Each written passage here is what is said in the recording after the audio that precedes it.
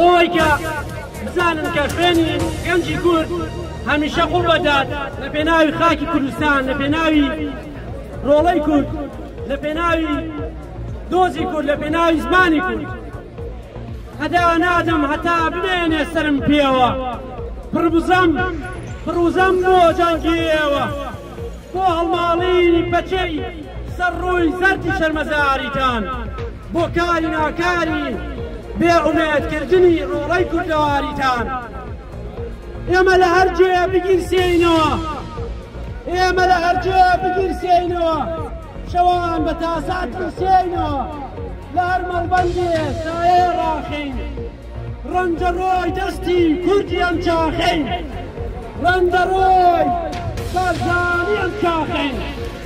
ئێمە سەد دەرگە و هەزار ڕێگەی تر ئەگرینە بەرمان، تا بە مرادەگەین یا کرۆ بە فرەگرینە سەرمان. ئێمە نەوەی کوردارین،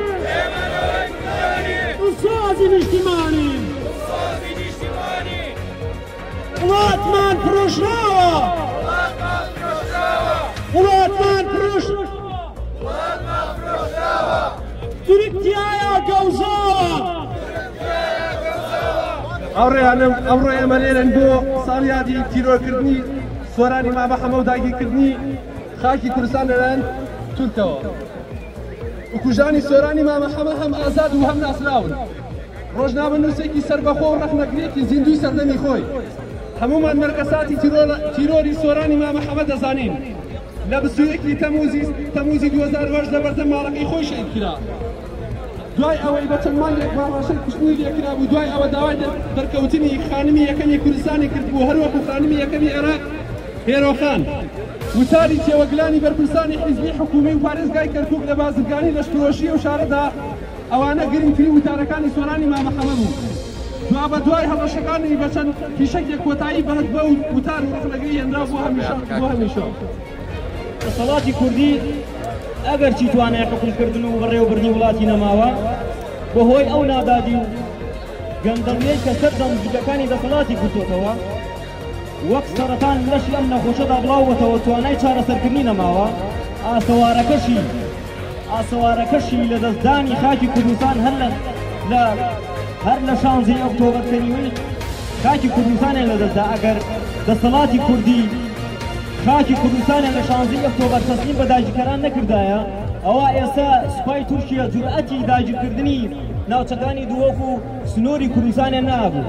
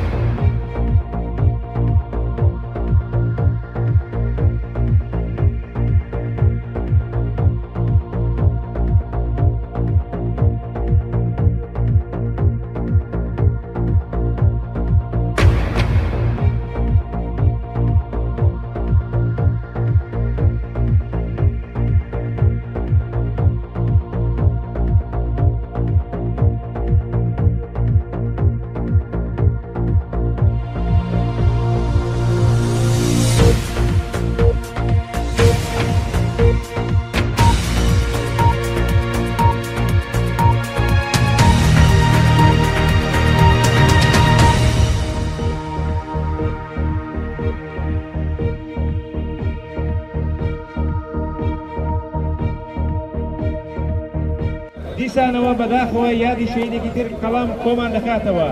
دوای 16 ساڵ تیرۆرکردنی ڕۆژنامە سۆرانی مامە حەمە تا ئێستا بکوژانی ئاشکرا نەکراون. ئاردی و دەسەڵاتدارانی هەرێمی کوردستان ئازان لە ڕۆڵەکانیان بێهێز و زەلیلن لە دەروی وڵات. ڕۆژنامەنووسان لەسەر ڕەخنە و ئاشکراکردنی گەندەڵیەکان ئێستاش تیرۆر دەکرێت. دیارە ئەمڕۆ ئێمە لێرە لەبەر 16 ساڵیاتی تیرۆرکردنی شەهیدی ڕۆژنامە سۆرانی مامە حەمە کۆبووینەتەوە کە بەداخۆ دوای 16 ساڵ لە هەمان ڕۆژە سار ڕۆژی خیانەتێکی ترە.